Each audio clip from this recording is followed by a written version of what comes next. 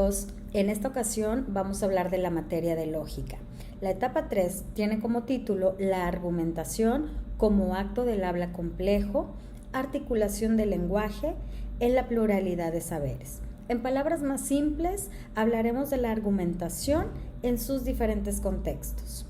Te recomiendo que tengas a la mano tu libro de texto en la página 91, tu guía de aprendizaje en la página 56, que subrayes, que copies y tomes nota de las gráficas que te presento. Todo para ayudarte a realizar las actividades que debes de subir en Nexus.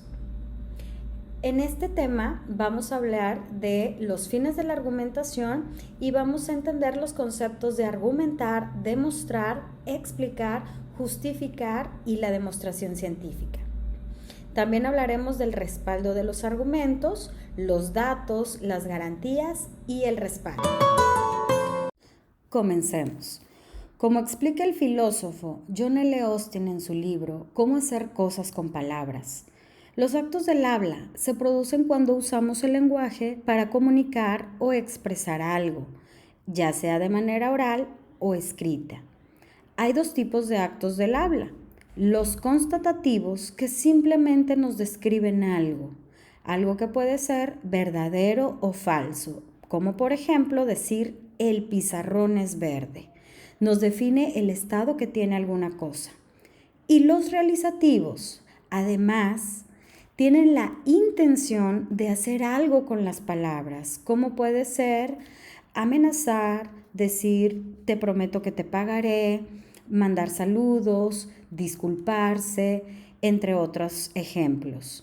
Esto es importante porque al distinguir estos actos del habla podemos desarrollar habilidades para manejar discusiones y argumentos. Cualquier argumentación se da en un contexto específico y se expresa obviamente en discursos ya sea orales o escritos, en imágenes, gestos, etc. Y también conllevan diversas finalidades o intenciones. Es importante tener en cuenta que siempre en la argumentación intervienen supuestos, creencias, hipótesis que ayudan a que lo que se dice cumpla con las intenciones como motivar, legitimar, defender, fundamentar, entre otras tantas como lo señala Plantin. Para continuar, revisemos algunos conceptos importantes dentro de la argumentación. Argumentar es la acción de convencer u ofrecer razones. Demostrar es un término más usado en las ciencias formales. Verificar es más utilizado en las ciencias fácticas para comprobar hipótesis. Explicar como un acto de dar a conocer las causas de algo. Justificar para dar razones y demostrar algo que es verdadero o falso. ¿Observaste las diferencias y relaciones entre los conceptos? Aristóteles fue uno de los primeros pensadores que introdujo la idea de causa para explicar las cosas, distinguiendo 4 causas. Vamos a verlo con un ejemplo. Supongamos que se esculpe una estatua. ¿Sí? Tenemos el material, puede ser en este caso mármol, lo que Aristóteles llamaría la causa material. Después, ¿qué forma le vamos a dar? Si vamos a realizar un héroe o un dios o cualquier otra cosa. Esa es la causa formal. Después, la acción de esculpir es la causa eficiente. Y finalmente, la causa final sería el objetivo para el deleite estético o tal vez para algún objetivo comercial.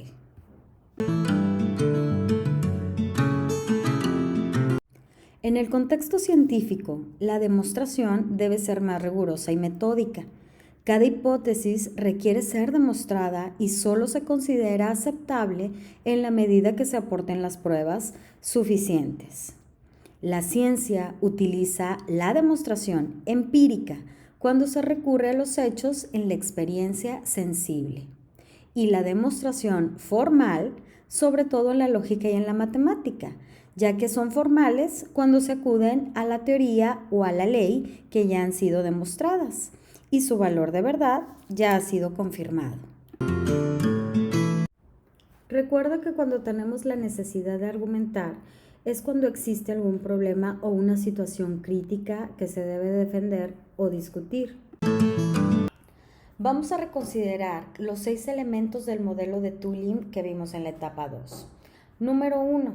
Aserción, que consiste en la tesis o en la propuesta que se desea defender. Número 2. La evidencia, que se establece con la aportación de los datos, la información, los hechos, etc. Número 3. La garantía, que permite legitimizar y justificar el paso de las premisas a la conclusión. Número 4. El respaldo, que nos permite asegurar que las garantías sean fidedignas y aplicables al contexto. Número 5. La reserva, que nos permite anticiparnos a posibles objeciones o contraargumentos de los interlocutores. Número 6. El modelizador, que marca la fuerza, la certeza de la aserción sobre la tesis propuesta. Es importante destacar que el respaldo tiene como función el proceso cognitivo, por el cual es posible verificar, evaluar y garantizar. El respaldo incluye la identificación y la exposición de las soluciones de los problemas más relevantes, con el fin de hacer más fuerte la conclusión. Veamos rápidamente otros conceptos importantes en la argumentación.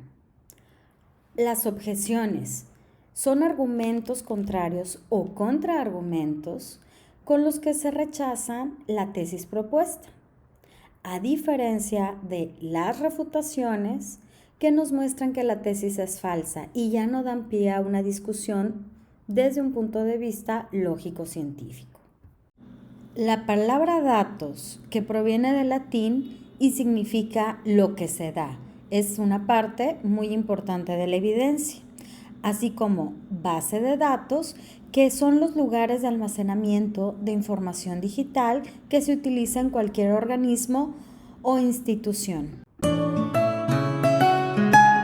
Entre los elementos de apoyo al argumento, distinguimos el argumento principal, que es el que aporta la razón fundamental para probar la tesis propuesta, mientras que los subargumentos apoyan al argumento principal con razones, ejemplos, contraejemplos, referencias de expertos, datos, etc. Observa el siguiente ejemplo. Vamos a utilizar como argumento principal el siguiente enunciado. Mantener la salud es de primordial importancia. Y utilizamos los subargumentos siguientes. Es necesario, entre otras cosas, consumir alimentos nutritivos y balanceados. Además, es muy recomendable hacer ejercicio con regularidad. Y así podemos aprobar la siguiente tesis. Se logrará mantener la salud.